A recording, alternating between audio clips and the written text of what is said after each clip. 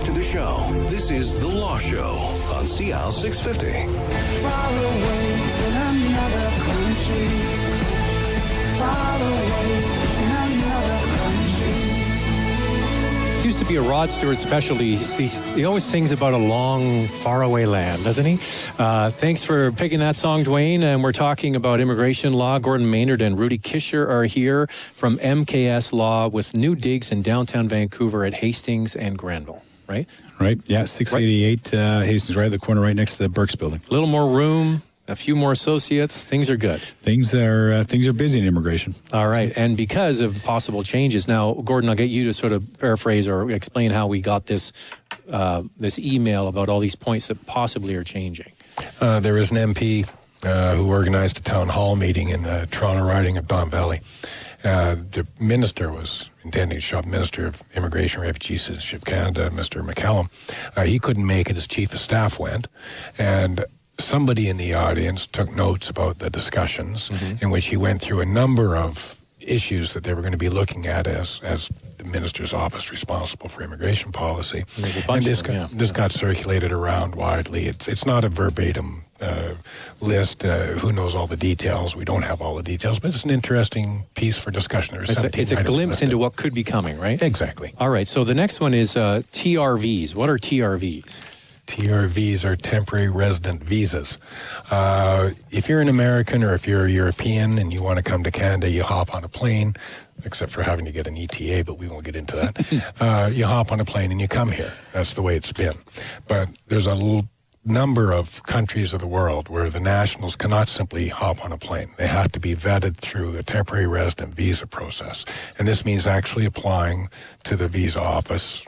Nowadays, it's the Internet Visa Office in the sky, and asking for permission to hop on a plane and come to Canada and enter just as a visitor. And a number of these applications, probably more than should be, are turned down. And they're turned down because we have a regulation that says that a genuine visitor to Canada is somebody who will not overstay their status. Temporary residents, visitors, are always coming to Canada for a temporary purpose. You're going to come in and then you're going to leave. And typically when you're stamped in, you're told under the law you have 6 months in Canada at max. You're supposed to leave at the end of the 6 months. If a visa officer thinks that you're not going to be a genuine visitor, if they think that you're not going to leave Canada before your status expires, then they can refuse you the visa. You don't have to be inadmissible in any way. I don't believe you're going to be a genuine visitor.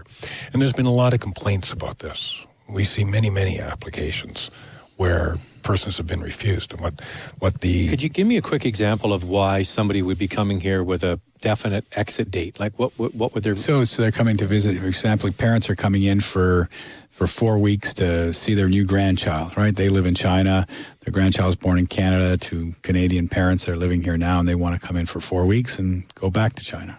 Right? Business purposes, vacations, seeing relatives. There's lots of reasons why people pretty come benign to stuff, really. Yeah, but the problem is the officer looks at it, and if you're from a country that is a visa-requiring country, if you're not wealthy, right, you don't have a history of international travel, the chance of you getting refused is pretty high. Right? They're going to look at it and they're going to say, wow, you've never been outside of China? You worked as a farmer? Yeah, we're not going to let you in. That's it. Boom. We don't believe you're a genuine visitor. You're single. You don't have a spouse and kids to draw you back home. So the worry is you come and you don't leave. Is that really what it is? Let's just call it what it is. Yeah. You're not going to leave. So what do you think they're going to do? Or what are they... Well, the suggestion here is that as long as you pass your biometrics and your security, they should give you a TRV. I don't believe you return to Canada refusals cut to a minimum, is what they say. So you think this is good or bad? It depends what they mean by to a minimum. Right. All right. I think it's good. I mean, I see cases that are terrible refusals. There's no good reason for saying no to the individual. Why did they say no? I get the feeling it's just to keep the numbers down. So those kinds of refusals I don't like. But other times you're going to have people in front of you where you do have a legitimate concern just based on their general parameters. Well, you would also have in another layer that we're hoping that is there, which is the security layer, right? Yeah. So you have countries where, there's being terrorist activity. Someone wants to come here to visit, and you say, well, maybe we'll leave you there and you don't come to Canada. But that's not the major. I mean, here they're saying if they pass the security concern, but that's not the major reason for the refusals. I mean, what you have to understand is, lots of people would love to come to Canada, right? They want to come to visit. Do we know these people are we have a very generous refugee system, right? That's accessible. And all you have to do is say I'm a refugee, right? Well, you have to make the claim. And if you make the claim, you stay here for a time period while that's processed. So, that's part of the backdrop as to why you have these high refusals. So it'll be interesting to see how this is passed down, I think, to the front line and how it's interpreted, right? Because I can't imagine, we don't know what the minister's thinking on this. I can't imagine they're opening the door and saying anybody who can show a return ticket is going to be allowed to get to a visa and come to Canada for visiting purposes, even though they don't show the money, they don't have the background, etc. So I think this will be a hard one to turn around. It may be easy to say, but how do you do that without having the problem, which is always the fear, is that people will overstay?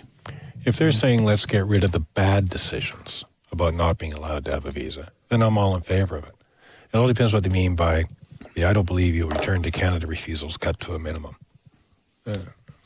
Now, what is this next one? CBSA officers will no longer be rewarded for refusing and deporting more people. So there's a reward? There's a target. It's really horrible. So Canada is the only country in the world that has a policy of enforcing this cessation rules on successful refugee claimants that are now Canadian permanent residents and going back and kicking them out of Canada. The Conservatives started this, and it was shocking when we started seeing it. So people, you can imagine someone comes to Canada, makes a refugee claim, goes through the process, is vetted, is deemed to be a refugee. You have a good reason to flee from Syria. You're a Christian and, ISIL might kill you. Okay, let's say for an example. We believe you're a refugee. We're going to let you into Canada, right? So they let him into Canada. He applies for permanent resident, becomes a permanent resident. His kids are in school. He's got a wife. Their life is here for 3 or 4 years. Things have changed a little bit maybe in Syria. His mother dies. And he knows he's going to go back for 2 weeks or a week to go to the funeral, say hello to a brother. This is 5 or 6 years later. He comes back. Now they've seen that he's been to Syria, and they're saying, well, you are a refugee. You went back to the country you fled to. We don't believe you need to be in Canada anymore, and we're going to deport you. So we're going to start a proceeding to say that you actually no longer need our protection, despite the fact that you've needed it for the last 5 or 6 years, have a business, hire Canadians, your kids are in school here, and we're going to deport you back. And then so this process started 3 or 4 years ago, and I have a case like this, and there's a lot of work been done to try and challenge these decisions. And what we found through our access to information is the department, the CBSA that was doing this, had a target. So we want you to remove 10,000 people like this every year. So is that through Freedom of Information? Yeah, so the Freedom of Information. So we found out that the government actually had a target. So every CBSA officer was given saying, your department, we expect you to remove 5,000, 10,000 people like this. And they had to go looking for these people. So even if the case seemed ridiculously weak, it didn't matter. They were starting the process. So that example you had, is that a real case? I've got cases very similar to that. Very, very, very. I've got lots of cases very similar. I've heard of lots of cases, and my case is very similar to that case. A different country, right? And going back for sure. It's absolutely horrifying. And it's not just, those are called cessation claims or processes to take away the refugee protection and cause the person to be removed.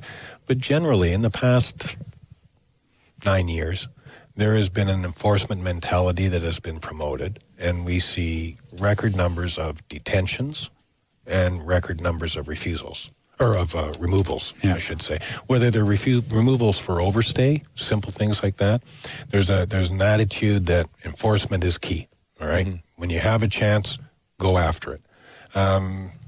So cases, I can give you an example, a case of an American guy up here, children with a Canadian ex-wife, overstayed his visa. So he was in Canada, not working, visiting his kids, overstayed 6 months. They deported him, barred him from Canada for a year.